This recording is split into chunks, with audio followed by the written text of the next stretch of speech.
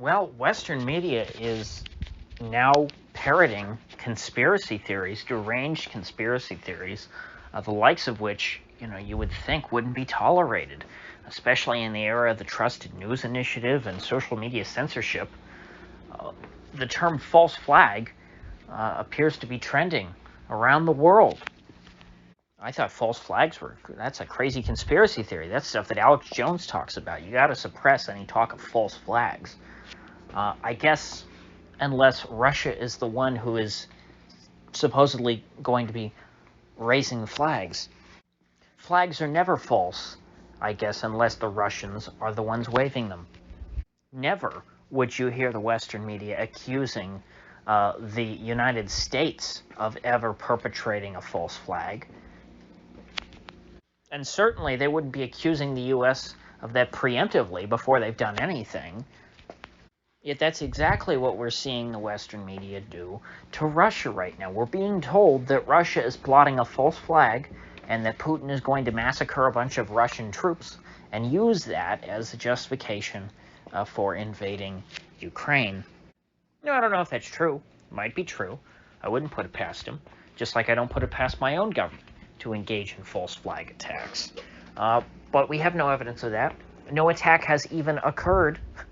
And at this point, I would doubt if Putin really was planning something like that.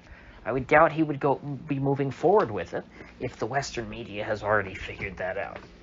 Now, there's also the chance that this news story is the actual false flag, and that the U.S. is, backing, let's say, somebody like the Azov Battalion, a Ukrainian nationalist militia. Let's say that they're actually working with them to plan some kind of attack on Russian troops.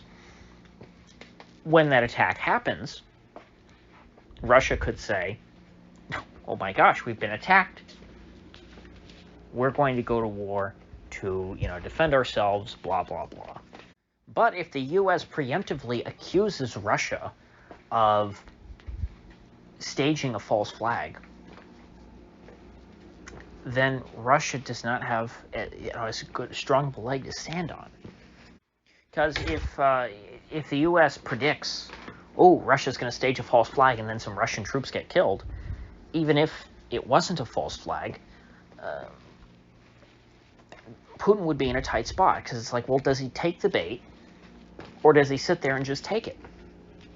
And by take it, I mean let his troops get killed and kicked in the teeth. It's actually a pretty decent PR strategy on the part of the West. It's dangerous. It's brinksmanship. It's ill-advised. It's stupid. But it's kind of a lose-lose for Putin, I think, assuming that something actually does happen. Because, it's pretty easy at this point for the West and these Ukrainian militias, because I doubt it would be the Ukrainian military itself directly. They wouldn't be that direct about it. It's easy for them to say, hey, Russia's plotting a false flag and it's going to look like this. And then all they have to do is stage an attack that looks like that, and it looks like Russia went forward with the false flag. And at that point, Putin is going to look stupid. He's not going to be able as easily to say, hey, look, I'm the victim here, because there will be that doubt that was raised from the false flag accusations. Now, people in Russia might not care about that. They might see through it. I don't know. But at least in the West, this strategy will cover the Western governments from a PR perspective and will make Putin and the Russians look worse. Now, how does that help any of us? How does that affect my life? How does that affect your life? It doesn't at all. It shouldn't. What goes on in, parts of what were, the hinterland of the Soviet Union, not going to affect us. Border disputes between former Soviet republics are not directly relevant to the lives of Americans. No American soldier should ever, have any say in those disputes. No American soldier should ever die over those disputes.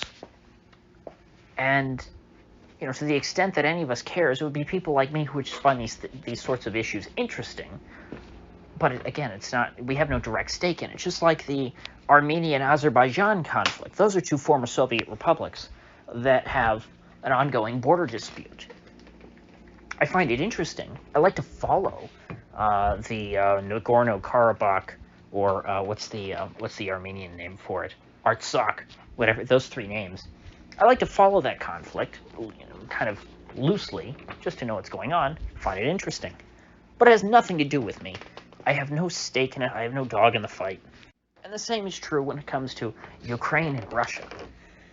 None of us in the United States have a stake in that. We should have no say in it. It's none of our business. Yet we are hearing the war drums being beaten here in the West, in Western press. The British papers, of course, are all over it. Britain has a strange obsession with fighting Russia, something that Britain could never do on its own. Just like in World War II, Britain wants the U.S. to fight its battles for it. And, there are some benefits here for the U.S. and the Biden administration. Domestic policy is not going well here. The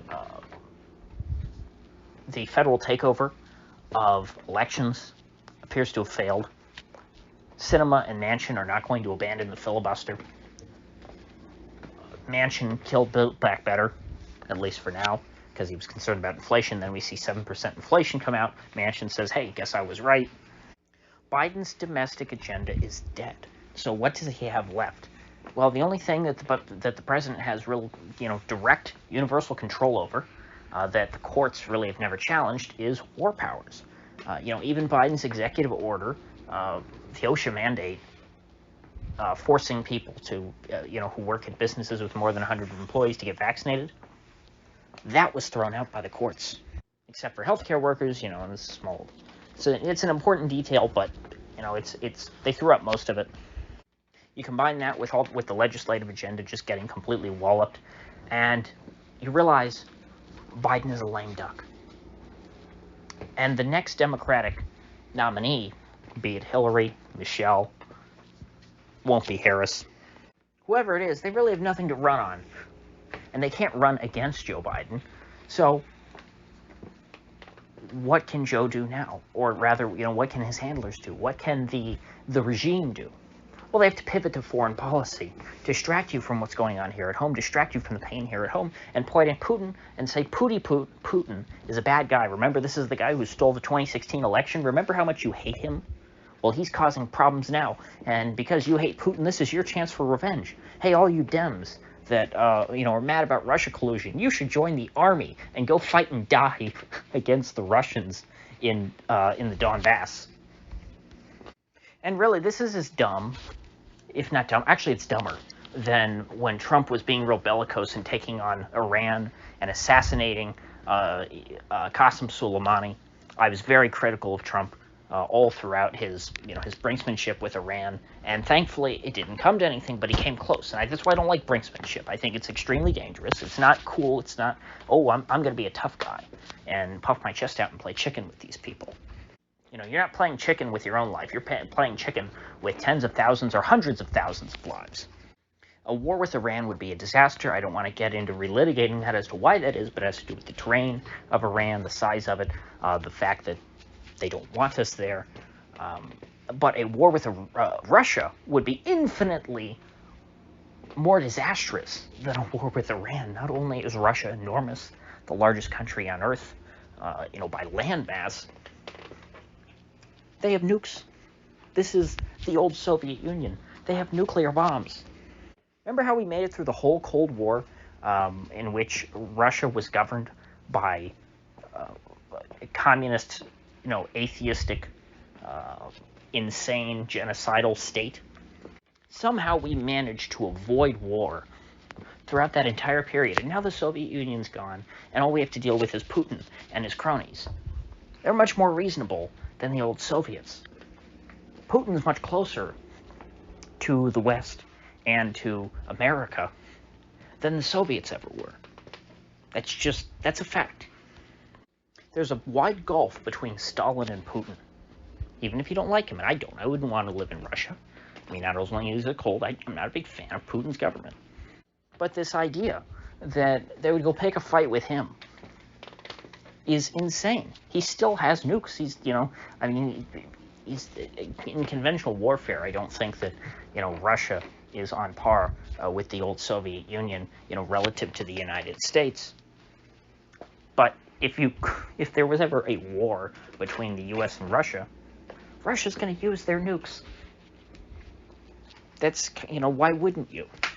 It's the only way they have of defending themselves in that case. And I don't care who starts the fight. When you're talking about nuclear war, it doesn't matter who started the fight.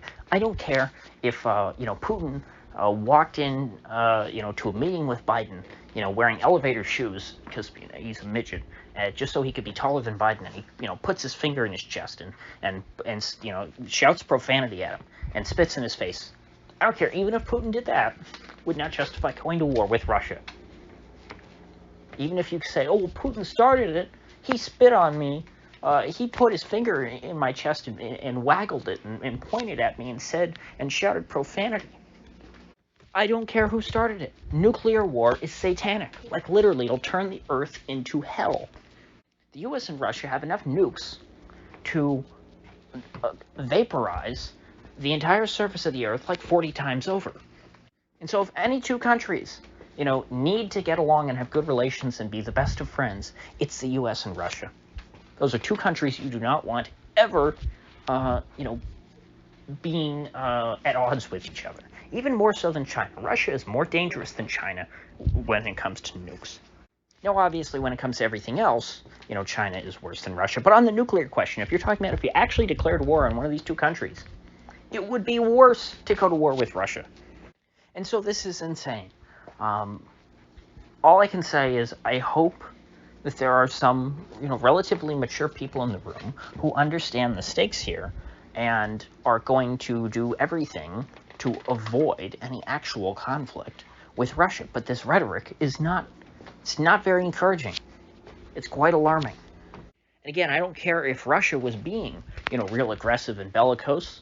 Even if they were, the U.S. should be stone-faced. The U.S. should not be considering anything like this. The U.S. should be, dismissing the idea of any sort of conflict with Russia. The U.S. should be pulling all troops out of Europe. The U.S. should not be telling the Germans where or where not they should buy their natural gas. This is not a game. These people can get us all killed. This is not like an exaggeration. I'm not being hyperbolic. This is 100% true, and I don't think enough people ever talk about this. It's like, it goes without saying that a war between the U.S. and Russia would lead to the annihilation of the human race. But because, I got this line from Scott Horton, because it goes without saying, it literally goes without saying. Nobody ever mentions it anymore. It's like to worry about nuclear war, you have to be a crazy anti-war kook. Oh, come on, that would never happen. It's like, well, if the U.S. and Russia ever got into a hot conflict, yeah, it definitely would happen. We all knew that. Or I shouldn't say that, because I wasn't alive during the Cold War. But people during the Cold War, they actively knew that. They understood that, hey, at any given point, we could be vaporized by the push of a button from one of two men in the world. The President of the United States or the, what do they call him? The General Secretary of the Communist Party of the Soviet Union. If either of those two men push that button, even by mistake, the other guy would push that button, and collectively, they would destroy the entire planet. And if anyone survived, the initial bombs by some miracle, not only would, the world be terribly irradiated, but there would be a nuclear winter that would last probably for decades or something. I can't remember how long nuclear winter would last, but it would block out the sun. Everything would die. Without sunlight, which is the source of all energy on the planet, we would all die and go extinct. And so this is not some game that you can play because your domestic agenda is failing. You don't pivot to a potential nuclear war to distract from the fact that your domestic agenda is not making its way through Congress and that the Supreme Court, threw out your stupid executive order. We were promised that, the adults were going to be in the room once Biden took office, that Biden and his people, they were the adults in the room, and that Trump was a deranged child. And no matter where I look, I can't see. I've looked under all the tables, under the beds, in the closet. I can't find any damn adults. Tony Blinken's certainly not an adult. Ron Klain's certainly not an adult. Joe Biden, he's regressed into a childlike state. Kamala Harris is a cackling high school girl. The Secretary of Defense, the guy who's the head of the military, is a Raytheon shill. The guy literally sat on the board of Raytheon, who makes all the bombs that the U.S. would be dropping on Russia. I certainly don't trust him to avoid a war. The generals who are active duty are all woke, and they're very worried about Russia collusion, and I'm sure they'd love a chance to go and punish Putin for stealing the 2016 election and handing it to Trump by buying $10,000 worth of Facebook ads. To be honest, this false flag story reminds me a bit of the Syrian Red Line. My first thought was the white helmets when I saw this headline about the false flag, being staged by Russia. For those of you who, don't remember, I guess it was about 10 years ago, it's close to a decade ago, there was pressure on President Obama to, invade Syria and overthrow Assad because democracy, right, And there wasn't support for it in Congress. Even back then, there was people were not pro-war even 10 years ago. We had enough of that with Iraq and Afghanistan, and we were still stuck in those two countries. But people were not going to sign on to a third Middle East war next door in Syria. And so what Obama did was, or maybe this was before or after, I'm getting the timeline mixed up a little bit, but anyway, some point early on in the Syrian civil war, Barack Obama drew a red line in Syria, and it's the infamous Syrian Red Line, in which he said, we're not going to get involved in Syria's civil war, but if Assad uses chemical weapons on his own people, that'll be the red line. We'll have to get into the war then. And what do you know, a short time after that, Assad reportedly used chemical weapons on his own people. Assad gassed his own people, we were told by the Western press. Now, that's very strange. When Barack Obama specifically said, we're going to completely stay out of the Syrian civil war. We'll let the Syrians, battle it out amongst themselves.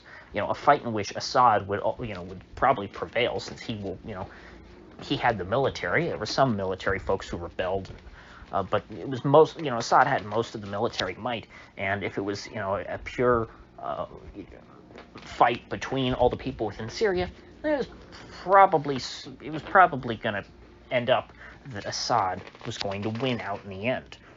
Yet despite that, right after Obama draws this red line, Assad crosses it and, appears to try and goad the U.S. into invading Syria. Now, how would that benefit him? Well, I think, as you all know, the meme that Assad gassed his own people, as the years go on, appears to be less and less true. And while I can't say definitively that he didn't do it, there's approximately zero evidence that he did. And so, in this way, you could argue that Barack Obama, in drawing this red line, was forecasting a false flag event. And I'm not saying that the U.S. was directly behind it. All I'm saying is that anyone who wanted the U.S. to get involved in the Syrian civil war, after Obama said that, they would just have to go in and stage a chemical attack on Syrian people and blame it on Assad, and then the U.S. would, by that rule, be forced to enter the conflict. And so there was a great incentive for anyone who opposed Assad within Syria to stage a chemical attack and blame it on him. And so I'm getting similar vibes to the Syrian Red Line speech from this story about the Russian false flag. Because they're saying, oh my gosh, Russia's about to, commit a false flag. Watch out, everyone. It's eerily reminiscent of, Assad's going to gas his own people, but he better not do that, because I'm going to get real mad and invade his country. So you better not do that, Assad, okay? Sounds very, very similar. And so I don't know exactly how this will play out, or how it might play out. But the adults in the room have brought us way too close to the brink of war. These adults are not serious people, and they're not people worthy of your respect or admiration. And also, remember, the midterms are coming up quick this year. The Biden administration is greatly incentivized to try and distract from all of their domestic failures. Biden's approval rating right now is 33%, but some great red meat that he could throw at his base to encourage them to turn out for the 2022 election could be a war with Russia. I hate saying that, but it's true at this point. So let's watch out, and if you're a praying person, pray for peace and that none of this ends up happening. But we're in a dangerous time, just like we were back when Trump was engaging in that brinksmanship with Iran, except now things are worse.